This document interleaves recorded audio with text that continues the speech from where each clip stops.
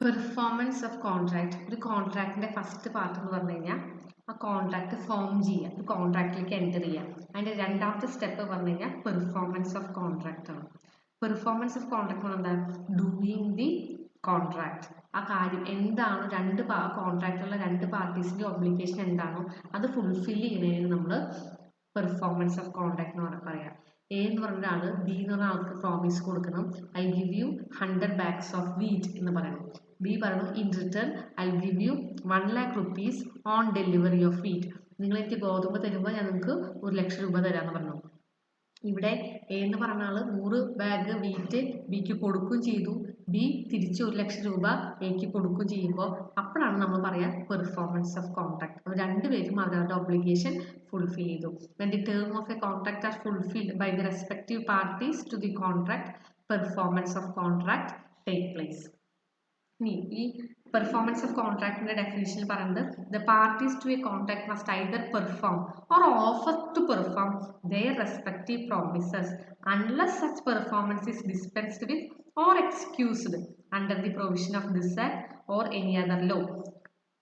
ഈ രണ്ടാൾക്കാരും they should either perform the contract ഒന്നെങ്കിൽ ചെയ്യണം, അല്ലെങ്കിൽ ഓഫർ ടു പെർഫോം, ഞാൻ പിന്നീട് ഒരു ഫ്യൂച്ചർ ഡേറ്റിൽ ഞാൻ ഇത് ചെയ്തോളാം എന്നുള്ള വാക്ക് കൊടുക്കെങ്കിലും വേണം.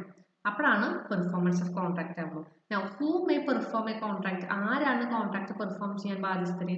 ഒന്നല്ലെങ്കിൽ promisor himself, his agent, his legal representative or A third person. Promisor himself. It appears from the nature of the case that it was the intention of the parties to any contract that the promise contained in it should be performed by the promiser himself. Such promise must be performed by the promiser. ഈ കോൺട്രാക്റ്റിലുള്ള പാർട്ടീസിന്റെ ആഗ്രഹം ഈ contract promisor തന്നെയാണ് ചെയ്യണമെന്ന് അങ്ങനെയാണെങ്കിൽ അത്തരം contract should be performed only by the promisor.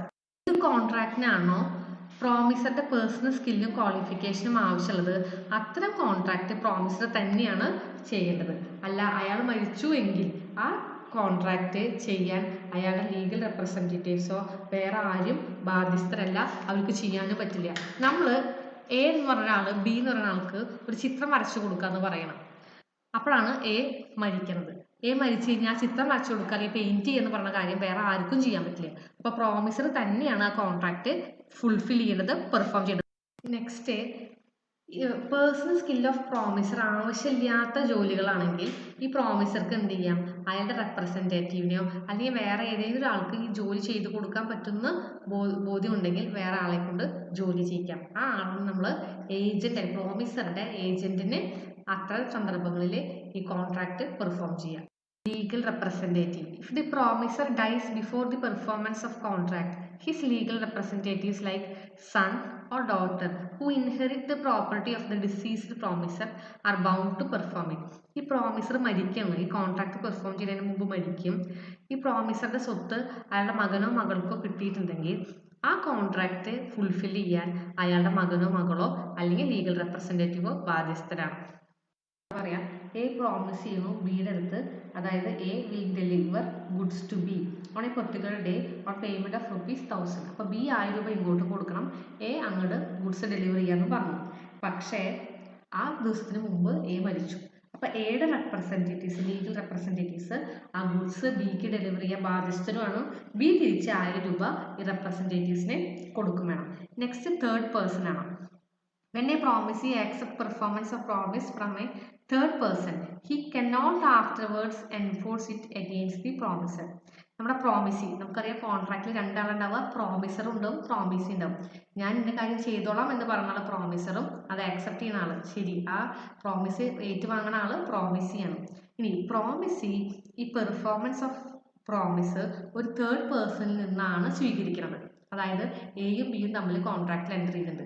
A goods കൊടുക്കാന്ന് പറഞ്ഞു ബിക്ക്, അപ്പൊ പ്രോമിസർ എയും ആണ്, ബി പ്രോമിസിയാണ്. എന്നിട്ട് ബി അതായത് പ്രോമിസി എയുടെ കയ്യിൽ നിന്നല്ലാണ്ട് സി എന്ന് പറഞ്ഞ ആളിലേക്ക് ഗുഡ്സ് വാങ്ങിച്ചിട്ടുണ്ടെങ്കിൽ പിന്നീട് ബിക്ക് എയോട് ചോദിക്കാൻ പറ്റില്ല, ആ ഗുഡ്സ് എവിടെയെന്ന് ചോദിക്കാൻ പറ്റില്ല. കാരണം തേർഡ് പേഴ്സന്റെ കയ്യിൽ നിന്ന് അയാൾ ആ ഗുഡ്സ് വാങ്ങിച്ചു കഴിഞ്ഞു. Who can demand performance? It is only the promisee who can demand performance of the promise under a contract. It makes no difference whether the promise is for the benefit of the promisee or any other person. സാധാരണ രീതിയിൽ പ്രോമിസിയാണ് contract perform ചെയ്യാൻ പറഞ്ഞിട്ട് demand ചെയ്യാറുള്ളത്. ചില കേസിൽ സ്ട്രേഞ്ചർക്കും എന്ത് ചെയ്യാം, ഈ കോൺട്രാക്റ്റ് കംപ്ലീറ്റ് ചെയ്തു തരാൻ പറഞ്ഞിട്ട് ഡിമാൻഡ് ചെയ്യാം. എക്സാമ്പിളാണ് ട്രസ്റ്റ്, അസൈനി, അവർക്കൊക്കെ ഡിമാൻഡ് ചെയ്യാം. Legal representative can enforce performance of the contract upon the party or there legal representatives. Promisee മരിച്ചു, അപ്പൊ അങ്ങനെയാണെങ്കിൽ പ്രോമിസിന്റെ ലീഗൽ റെപ്രസെൻറ്റേറ്റീവ്സിനെ പ്രോമിസറോട് പറയാം ഈ കോൺട്രാക്ട് കംപ്ലീറ്റ് ചെയ്ത് തരണം.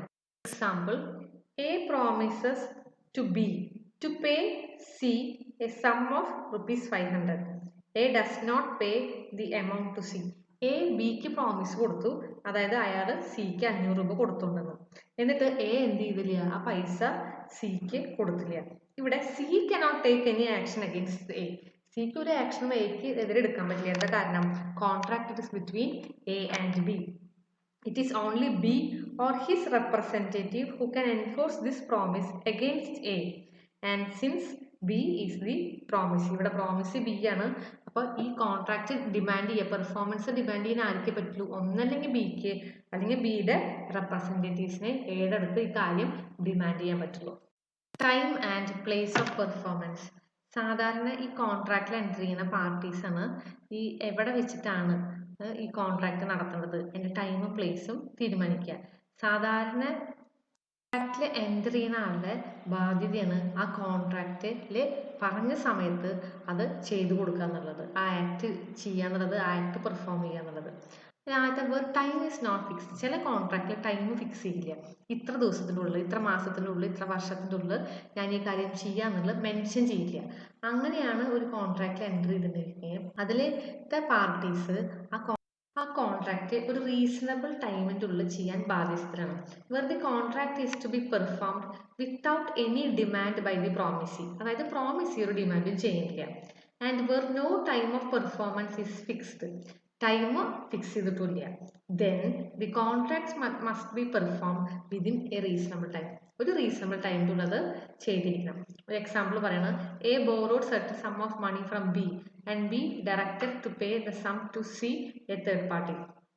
എ കുറച്ച് പൈസ ബിയുടെ നിന്ന് വാങ്ങിച്ചു, എന്നിട്ട് ബി പറഞ്ഞു നിങ്ങൾ ഈ കാശ് സിക്ക് കൊടുത്താൽ മതി, തേർഡ് പാർട്ടിക്ക്, എനിക്ക് തിരിച്ചു തരേണ്ടതാണ്.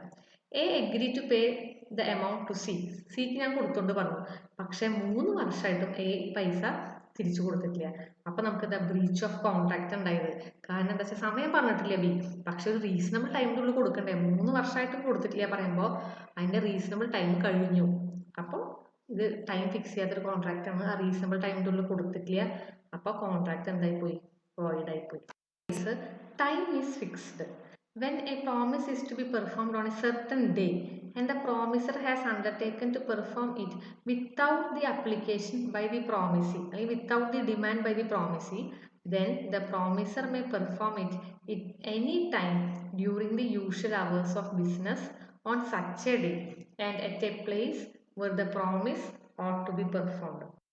എൻ്റർ ചെയ്യുന്ന സമയത്ത് തന്നെ പ്രോമിസർ പറയാണ് ഇന്ന ദിവസം ഞാൻ ഈ കാര്യം ചെയ്തുകൊണ്ട്, ഇന്ന സമയം ഞാൻ ചെയ്തുകൊണ്ട് പറഞ്ഞു കഴിഞ്ഞാൽ അയാളുടെ ഡ്യൂട്ടിയാണ് യൂഷ്വൽ ഹവേഴ്സ് ഓഫ് ബിസിനസ്. അതായത് സാധാരണ ബിസിനസ് നടക്കുന്ന സമയങ്ങളുണ്ടല്ലോ നമുക്ക്, രാവിലെ 9 to 5 അല്ലെങ്കിൽ 8 മുതൽ 5 5:30, ആ സമയത്തായിരിക്കണം അയാൾ ആ പെർഫോമൻസ് ചെയ്യുന്നത്, അതായത് ആ കോൺട്രാക്റ്റിൽ പറഞ്ഞിട്ടുള്ള കാര്യം നടപ്പാക്കേണ്ടത്. എക്സാമ്പിൾ പറയാം, X promises to deliver goods at Y's godown on 1st January. On that day, X bring goods to Y's godown after the closing of the business. X പറഞ്ഞു ഞാൻ ജനുവരി 1-ാം തീയതി വൈയുടെ ഗോഡൗണിലേക്ക് ഗുഡ്സ് കൊണ്ടുവന്നു, പക്ഷെ ഗുഡ്സ് കൊടുക്കുന്നത് ഇത് അടച്ചിട്ട് രാത്രി 8 മണിക്കാണ്. അപ്പോൾ അതെന്തായിട്ട് കണക്കാക്കുക? ഗുഡ്സ് റിസീവ്ഡ് ആയിട്ട് കണക്കാക്കില്ല, കോൺട്രാക്ട് പെർഫോം ചെയ്തൊന്ന് കണക്കാക്കില്ല. കാരണം അയാൾ ഗുഡ്സ് കൊടുക്കുന്നത് ആ കറക്റ്റ് ബിസിനസ് അവേഴ്സിലല്ല. അപ്പോൾ അവിടെ ആ യൂഷ്വൽ ബിസിനസ് അവേഴ്സ് എന്നുള്ളതാണ് ഏറ്റവും important. Performance at proper time and place. ഇവിടുത്തെ പ്രത്യേകത പ്രോമിസി ഡിമാൻഡ് ചെയ്യണം പ്രോമിസർ അടുത്ത് നിങ്ങൾ ഈ കാര്യം ചെയ്യൂ എന്നുള്ളത്. അതായത് കോൺട്രാക്റ്റിൽ ഓൾറെഡി എൻ്റർ ചെയ്തിട്ടുണ്ട്, ഓക്കെ. പക്ഷെ അതിനുശേഷം ഒരു പ്രത്യേക സമയത്തും ആ സ്ഥലത്തിനെ പറ്റി വീണ്ടും ഒന്നും കൂടി പ്രോമിസറുടെ അടുത്ത് ഡിമാൻഡ് ചെയ്തെങ്കിൽ മാത്രമേ ഈ കോൺട്രാക്ട് നടക്കുള്ളൂ. When a promise is to be perform on a certain day and promisor has not undertaken to perform it without the application by the assessee. ഈ without the application by the promisee എന്ന് പറഞ്ഞു കഴിഞ്ഞാൽ അതിൽ demand ചെയ്തിട്ടില്ല എന്നാണ് എൻ്റെ അർത്ഥം. It is the duty of the promisee to apply for performance. അപ്പോൾ എന്ത് ചെയ്യണം? പ്രോമിസി വീണ്ടും അപ്ലൈ ഫോർ പെർഫോമൻസ്. അതോട് പറയണം, നിങ്ങൾ ചെയ്യൂ എന്ന് പറയണം. എവിടെ? At proper place. ആ സ്ഥലം കൃത്യമായി പറഞ്ഞു കൊടുക്കണം. And within usual hour of business. ആ സമയം സ്ഥലം വീണ്ടും പ്രോമിസി കൃത്യമായി പറഞ്ഞെങ്കിൽ മാത്രമേ പ്രോമിസർ ആ കാര്യം ചെയ്യുള്ളൂ. Place of performance. ഈ കോൺട്രാക്റ്റിൽ പ്ലേസ് എവിടെ വെച്ചിട്ടാണ് ഈ കോൺട്രാക്ട് പെർഫോം ചെയ്യുന്നത് പ്ലേസ് മെൻഷൻ ചെയ്തിട്ടില്ലെങ്കിൽ എന്ത് ചെയ്യണം? പ്രോമിസിയോട് വീണ്ടും ചോദിക്കണം, പറയണം, ആ സ്ഥലം ഏതാണെന്ന് തീരുമാനിക്കൂ എന്ന് പറയണം. If the contract mentions A place, the contract must be performed at the place mention in the contract. സ്ഥലം തീരുമാനിക്കുകയാണല്ലോ ആ സ്ഥലത്ത് വെച്ചാണ് ചെയ്യേണ്ടത്. പക്ഷെ സ്ഥലം തീരുമാനിച്ചിട്ടില്ലെങ്കിൽ അപ്പൊ പ്രോമിസർ എന്ത് ചെയ്യണം? ഹി മസ്റ്റ് ആസ്ക് ദി പ്രോമിസിയോട് ചോദിക്കണം to fix a reasonable place to perform the contract. ഏത് സ്ഥലത്ത് വെച്ചിട്ടാണ് ഇത് ചെയ്യുന്നത് വീണ്ടും ചോദിക്കണം. Next, time prescribe by the പ്രോമിസിന്. The performance of any promise may be made in any manner or at any time which the promisee prescribe or sanction. അതായത് promise എപ്പോൾ നടത്താൻ പറ്റും? ഏത് സമയത്താണെങ്കിലും ഏത് സ്ഥലത്ത് വെച്ചിട്ടാണെങ്കിലും പ്രോമിസി പ്രിസ്ക്രൈബ് ചെയ്യുന്ന സ്ഥലത്ത് വെച്ചിട്ട് നടത്താനുള്ള ബാധ്യത പ്രോമിസർക്കുണ്ട്. Time as essence of a contract.